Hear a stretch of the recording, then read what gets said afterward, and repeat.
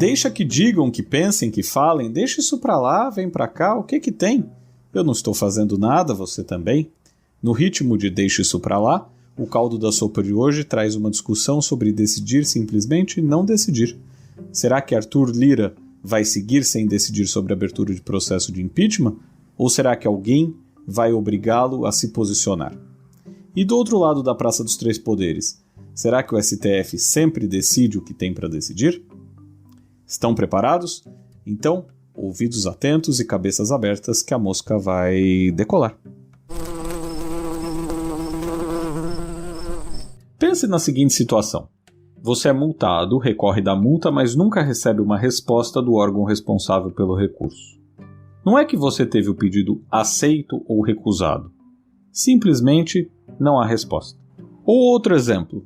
Você é acusado de ter matado alguém, alega inocência, mas o processo nunca é julgado. Você não é declarado inocente nem culpado. Simplesmente não há julgamento. Ok, isso até pode parecer o enredo do livro do Kafka. Afinal, você deve estar pensando, eu tenho direito a recorrer da multa ou ser julgado em relação a um crime que alegam que eu cometi. Sim, é verdade. E é por isso mesmo que a maior parte das leis incorpora prazos claros ou deixa especificado como os processos ocorrem. Assim, sabemos de antemão o tempo de um recurso, o tempo de uma prescrição, ou mesmo se aquele crime é imprescritível, caso apenas do racismo e da ação de grupos armados contra a ordem constitucional e o Estado Democrático, que são os únicos dois crimes que não prescrevem segundo a lei brasileira. E aí você pode estar se perguntando, por que ele está falando disso agora, se a lei brasileira já deixa especificados os prazos e tudo mais? Bom, para tratar de dois assuntos. O primeiro deles é a aceitação do processo de impeachment pelo presidente da Câmara. Há 3 fontes normativas no direito brasileiro que tratam do impeachment. A Constituição Federal, artigos 85 e 86, que tratam da responsabilidade do presidente da República. A Lei 1079, de 10 de abril de 1950, conhecida como a Lei do Impeachment, que embasou os julgamentos de Collor e Dilma.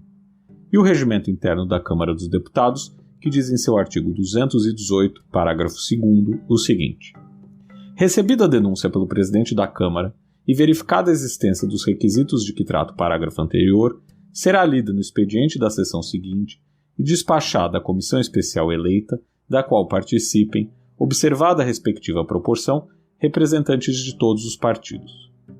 Notem que não há prazo para o envio à comissão, nem para a verificação dos requisitos básicos para o processo.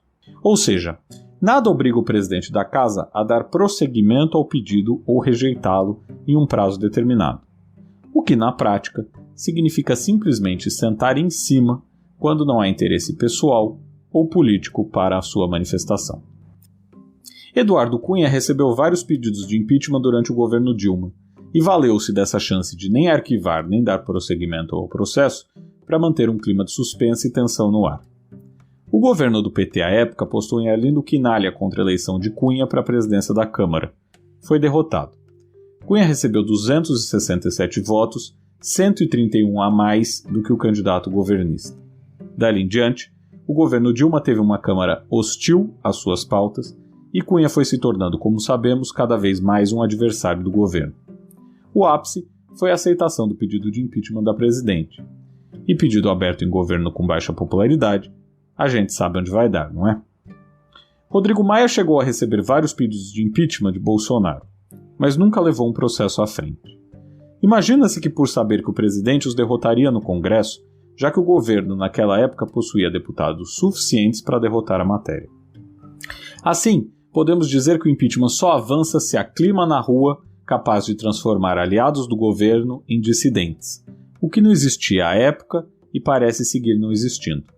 Pelo menos é o que temos visto até aqui em relação às manifestações da oposição. Todas tímidas ainda, apesar dos indicadores de popularidade do governo Bolsonaro serem os piores desde que Bolsonaro assumiu o mandato. E se não houve aceitação de pedidos de impeachment com Maia, com Arthur Lira que não haverá. Pelo menos, se as manifestações de rua seguirem mornas, para não dizer frias. Lira chegou à presidência da Câmara graças a Bolsonaro. É um aliado de primeira hora do governo e integra o Centrão. Qual motivo ele teria para lançar o presidente ao mar? Por enquanto, nenhum. No entanto, cresce no Congresso e mesmo fora dele o entendimento de que não é aceitável que os pedidos de impeachment simplesmente não tramitem nem sejam arquivados por uma escolha unilateral do presidente da Câmara. Por exemplo, o ex-presidente do Supremo, o ministro Carlos Aires Brito, hoje aposentado, disse no Roda Viva que o Estado não pode dar silêncio como resposta, e que se há uma petição protocolada por alguém constitucionalmente habilitado para fazê-lo, deve sempre haver uma resposta do Estado. No Supremo Tribunal Federal, o ministro Ricardo Lewandowski retirou essa discussão do plenário virtual e decidiu levá-la ao plenário da Corte, em uma ação que também parece acenar para esse entendimento de que o Estado deve dar alguma resposta. No entanto, o caminho mais razoável para decidir sobre o tema deveria ser o Congresso Nacional e não o Supremo. O senador Renan Calheiros disse que incluirá essa discussão no relatório final da CPI da Covid, e conta, o que parece, com a maioria da comissão para fazê-lo. Outros projetos já tramitam na Câmara, alterando a norma para não apenas estipular um prazo regimental para aceitação ou não de um pedido de impeachment, como também para permitir ao plenário rever e reverter a decisão do presidente da Casa, caso necessário. De todo modo, não é só o presidente da Câmara que joga com o tempo em determinadas situações. O Supremo Tribunal Federal usa de um expediente parecido para simplesmente não decidir. É o famoso pedido de vista. Prevista no regimento interno do Supremo, a suspensão do julgamento para vista dos autos pode ser pedida por qualquer um dos 11 ministros, que deve liberar o processo no prazo de 30 dias contados da data da publicação da ata do julgamento. Essa é uma regra nova, proveniente de uma emenda aprovada em 2020. Antes o prazo era até a segunda sessão ordinária subsequente. No entanto, ainda que houvesse uma regra para a devolução do processo para julgamento, na prática, o que sempre se assistiu foi a utilização desse artifício jurídico para unilateralmente barrar um processo. Um desses casos é o julgamento da Ação Direta de Inconstitucionalidade 4.650. Quando já havia maioria formada sobre manter a inconstitucionalidade das doações empresariais para campanhas políticas, o ministro Gilmar Mendes pediu vista, suspendendo o julgamento por mais de um ano. Outro exemplo ainda mais impressionante foi o recurso extraordinário número 188.083, que iniciou sua longa jornada no Supremo em 9 de fevereiro de 95. Em 2006, 11 anos depois, o então ministro Eros Grau pediu vista, e tal recurso só voltou à pauta em 11 de novembro de 2014, para ser finalmente julgado em 5 de agosto de 2015. Uma soma de lentidão processual com um longo período de vista. Assim, um pedido de vista sem prazo acaba por ser um poder de veto de um ministro, que pode simplesmente barrar um julgamento por discordar do resultado do colegiado. E a ausência de uma possível sanção a este ministro faz com que a medida que originalmente visava permitir ao magistrado conhecer melhor o que estava sendo julgado tenha sido desvirtuada. O mesmo vale para o presidente da Câmara, que, como já colocado, pode decidir simplesmente não dar prosseguimento a um pedido de impeachment, contrariando a ideia inicial do regimento interno da Casa, que não previa dar a ele tamanho poder, mas simplesmente garantir que o pedido fosse encaminhado a uma comissão especial ou rejeitado não por seu conteúdo, mas sim caso estivesse em desacordo com o que estabelece o parágrafo 1º do artigo 218 do regimento interno da Câmara. De todo modo, ainda que o ministro Lewandowski tenha endereçado ao plenário do Supremo julgamento sobre o prazo para o presidente da Câmara decidir sobre o impeachment, dificilmente virá dali uma decisão. Isso porque uma mudança dessa partindo do STF seria muito provavelmente encarada como uma interferência indevida da Corte em um outro poder. Mais provável é que a mudança parta do Congresso mesmo, e isso poderia ser impulsionado pelo que de fato faz o impeachment andar: rua.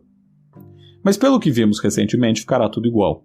E notem, essa discussão toda não é porque eu penso se deve ou não ter o impeachment de Bolsonaro. Para isso, precisaríamos discutir o tema com base nos possíveis crimes de responsabilidade do presidente, o que eu não fiz hoje aqui. A discussão se dá em outro campo: se cabe ou não ao presidente da Câmara ter um poder de vetar um processo de impeachment segundo suas conveniências ou preferências individuais. Certo? Por hoje é só. Se você gostou desse episódio, compartilhe com seus amigos. A mosca volta na semana que vem.